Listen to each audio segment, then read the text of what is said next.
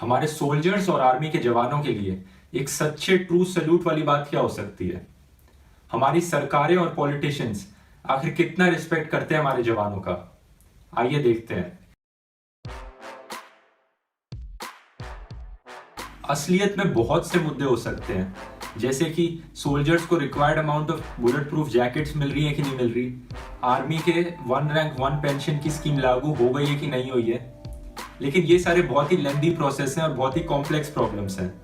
तो मैं सिर्फ एक छोटी सी सिंपल और बेसिक चीज पे फोकस करना चाहता हूँ, और वो है हमारे शहीद जवानों के बारे में। जब हमारे आर्मी के मार्टियर्स शहीद हो जाते हैं और अपनी जान गंवा बैठते हैं, तो उनकी फैमिलीज का फ्यूचर एक बहुत ही अजीब चीज पे डिपेंड करता है, और वो है शहादत का मार्केट रेट। सुनने में बहुत अजीब लगेगा ये, लेकिन यही सच है।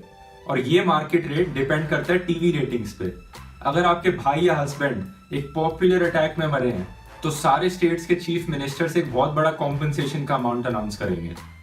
जैसे कि ये एग्जांपल्स देखिए, उरी और मुंबई अटैक में शहीद हुए जवानों के लिए 20 से 30 लाख के बीच में कॉम्पनसेशन दी गई थी उनकी फैमिलीज को। और अगर शहीद सोल्जर की फैमिली का बैड लक चल रहा है और उनके अटैक को मीडिया कवरेज नहीं मिली है, तो ये 20-30 लाख से गिर के 1-2 लाख पे आ जाता है मार्केट रेट। लेकिन इस रेट की कोई लोअर लिमिट नहीं है। जैसे भी पिछले महीने इंडियन एयरफोर्स का एक प्लेन क्रैश हुआ जिसमें 29 लोग मिसिंग चले गए, उनमें से एक भी फैमिली को 1 पैसे तक का कॉम्पनसेशन नहीं मिला है। हाई मीडिया कवरेज मिलने के बावजूद भी हमारी मार्टियर्स की फैमिली अनलकी हो सकती है, क्योंकि ये मार्केट रेट इस पर भी डिपेंड करता है कि हमारे सोल्जर्स किस स्टेट से बिलोंग करते हैं। जैसे सियाचिन में हुई ट्रेजेडी के लिए आंध्र प्रदेश और तमिलनाडु में कॉम्पनसेशन का प्राइस कम था, और केरला और कर्नाटका में कॉम्पनसेशन का प्राइस ज्यादा था। लेटेस्ट अटैक जो कि उरी में हुआ था, उसके लिए भी यही कहानी थी। उत्तर प्रदेश के सीएम अखिलेश यादव ने 20 लाख दिए मार्टियर्स को, नीतीश कुमार बिहार के सीएम ने 5 लाख दिए, वेस्ट बंगाल की सीएम ममता बनर्जी ने 2 लाख दिए। लेकिन आपको लगता है कि अगर उत्तर प्रदेश के सीएम बेटर कॉम्पनसेशन देते हैं, तो ये भी आपकी गलतफहमी है, क्योंकि ये चीजें भी टीवी रेटिंग्स पर डिपेंड करती हैं। जैसे अभी दादरी में जो केस हुआ था, उनके विक्टिम की फैमिली को 45 लाख दिए थे सीएम अखिलेश यादव ने, लेकिन दादरी का जो अक्यूज था क्राइम करने के लिए, उसको भी 25 लाख दिए।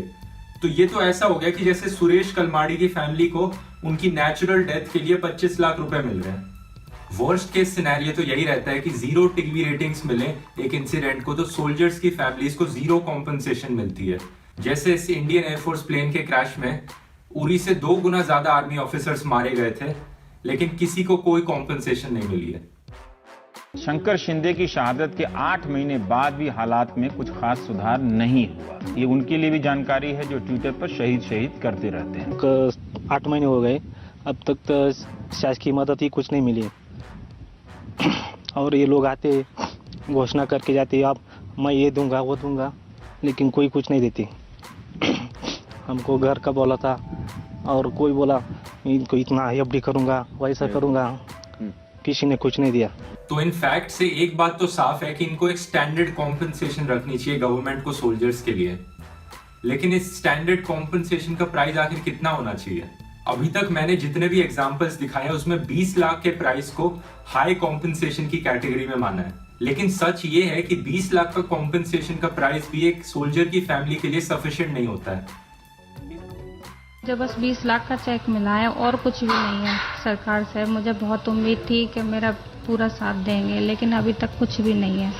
हमारे सहयोगी मनीष जब विशाल चौधरी के परिवार से मिलने गए, परिवार के सदस्यों ने उन्हें बताया कि 1 अगस्त को अंतिम संस्कार के वक्त एडीएम स्तर के अधिकारी पहुंचे थे।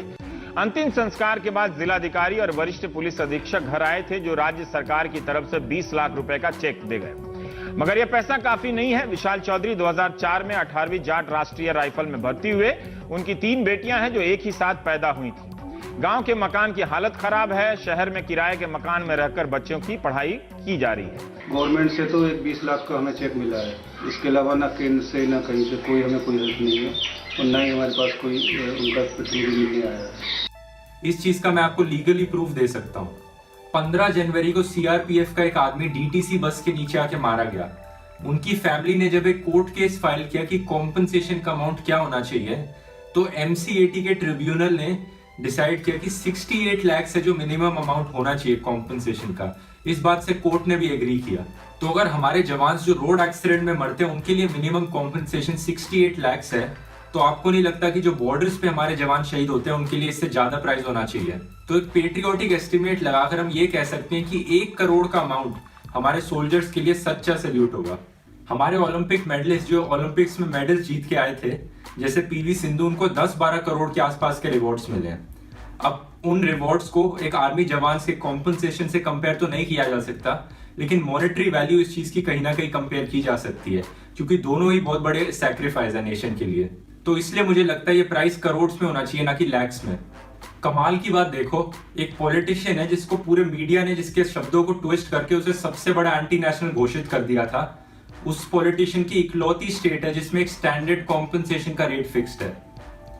मैं दिल्ली और केजरीवाल की बात कर रहा हूँ। दिल्ली का कोई भी police, paramilitary, army officer, CRPF जवान, यहाँ तक कि एक बस मार्शल भी अपनी ड्यूटी के दौरान किसी भी हादसे में मारे जाते हैं तो उनकी फैमिली को 1 करोड़ कॉम्पनसेशन मिलेगी। ये 1 करोड़ का रेट एक लॉ है दिल्ली में। दूसरी तरफ गुजरात स्टेट गवर्नमेंट पहली सरकार है जिसने एक प्रपोजल निकाला है कि आर्मी मार्टियर्स की फैमिली को जो कॉम्पनसेशन मिलता है उसको 1 लाख पे कैप कर दिया जाए। पूरे इंडिया में ये पहली स्टेट गवर्नमेंट है ये जो कह रही है कि एक मैक्सिमम अमाउंट है, इससे ज्यादा कॉम्पनसेशन मिल ही नहीं सकता, और ये मैक्सिमम अमाउंट 1 लाख है। ये दर्द शहीद हेमराज की मां का है। सीमा पर तैनात थे तो भारतीय सीमा में घुसे पाकिस्तानी सेना के जवान उनका सिर काट कर ले गए थे। कुछ भी ना हुआ वहाँ में, जो मूर्ति हमने धरवाई, अपने पैसा धरवाई, वही मूर्ति धरी हुई है और ना हुआ। मेरे 2 बेटी भी हैं, 1 बेटा भी है। मैं यहाँ किराए पर रह रही हूँ। मकान है मेरा, वो टूटा हुआ है गांव में। बच्चों की पढ़ाई है, क्या कर पाऊँ। अभी कैसा चल रहा है घर? अभी हमारा घर ही बहुत संकट में है। अभी खाना पीने का भी टेंशन है, बहुत मजदूरी करना पड़ती है, माँ भी मजदूरी करती है।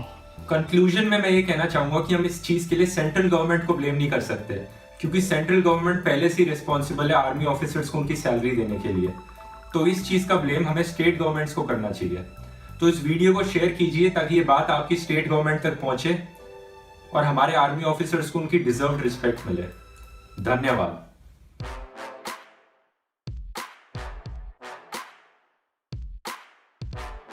करते हैं, यकीन नहीं होता ना, लेकिन मोदी और केजरीवाल दोनों का यही मानना है कि सेंट्रल गवर्नमेंट स्टेट गवर्नमेंट को काम नहीं करने दे।